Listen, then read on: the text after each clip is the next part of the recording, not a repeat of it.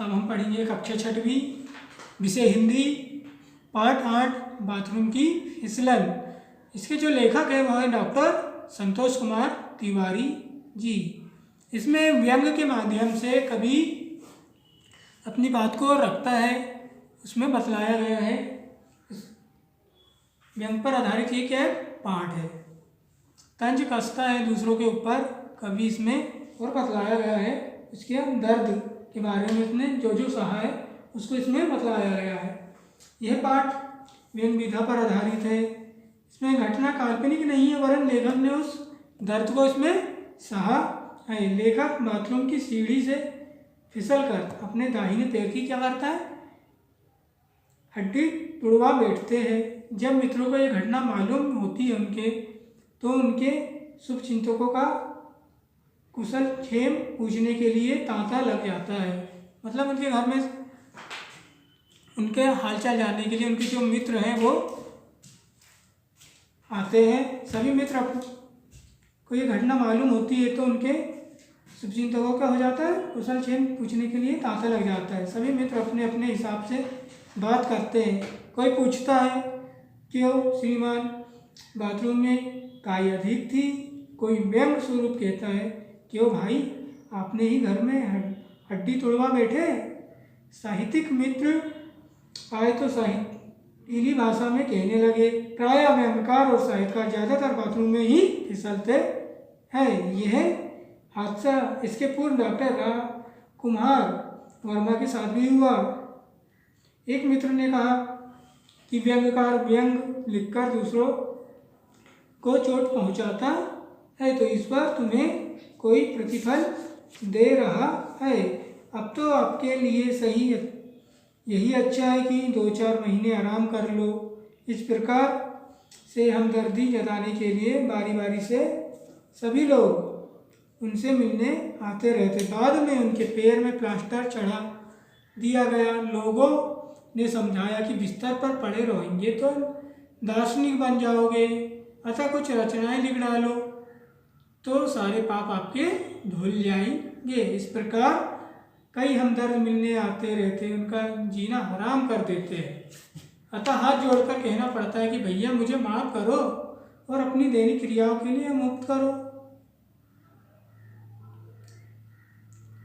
अब इसमें क्या होता है, जो प्लास्टर के कारण जो लेखक है उनको 3 महीने क्या बिस्तर पर ही लेटे लेटे दार्शनिक के रूप में कई विचार उनके मन में आते हैं। वह सोचता है कि हड्डी टूटे तो टूटे, वह तो जुड़ जाती है। आत्मविश्वास अपना बना रहना चाहिए। इस प्रकार की बातों से मन को समझाया करता था। परंतु ऐसे समय में जो मिलने आता वह यही याद रहता, परंतु जो नहीं आता वह दर्द सहने वाले व्यक्ति के मानस पटल पर अंकित हो जाता। रोज रोज आने वालों का तांता लगा रहता था, लेकिन हड्डी टूटने का दर्द बराबर बना रहता। लेखक की बातों को सुनकर उनके एक मित्र ने कहा कि दर्द सभी को परिष्कृत करता है। अब इसमें हम देख लेते हैं शब्दार्थ। सबसे पहले लिखा है भुक्तभोगी, जिसने भोगा है, जिसे अनुभव हुआ हो। फिर दिया है केस यानी भुनाना, शोहरत यानी प्रसिद्धि, गनीमत कम से कम। फिर दिया है रियायत यानी छूट, जनरल नॉलेज यानी सामान्य ज्ञान होता है, इजाफा यानी वृद्धि, एनेस्थीसिया यानी बेहोश करने की दवा, रॉयल्टी पुस्तक के लेखक को मिलने वाली राशि, समीक्षाएं पुस्तक के गुण दोष और महत्व बताना, दार्शनिक संसार और परमात्मा के संबंध में जो विचार करता है, अपराजय जिसे जीता नहीं जा सकता, फलसफा यानी दर्शन, पोर्टेबल जिसे आसानी से इधर उधर ले जाया जा सके। फिर दिया है रिकॉर्ड, अभिलेख, लिखित वर्णन।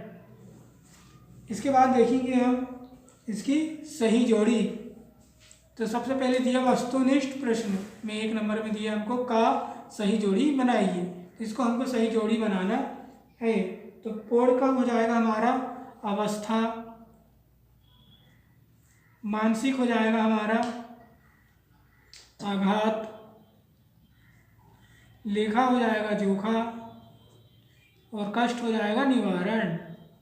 इसी प्रकार से दिया है प्रश्न नंबर ख, दिए गए शब्दों में से उपयुक्त विकल्प चुनकर रिक्त स्थानों की पूर्ति कीजिए।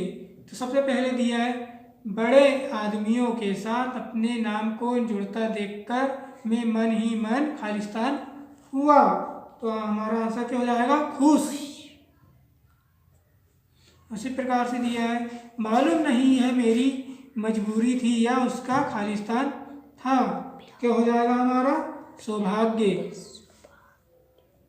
मेरा लीवर मुझ पर खुश था क्योंकि मैं बहुत खालिस्तान खाता था। तो क्या हो जाएगा? कम। फिर दिया है यहाँ ओढ़ी हुई खालिस्तान काम नहीं देती और हड्डी टूटने का ध्यान बराबर बना रहता है। तो क्या हो जाएगा?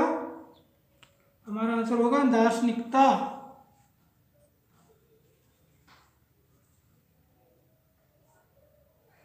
बस इसके बाद देखेंगे हम अति लघुत्तरी प्रश्न।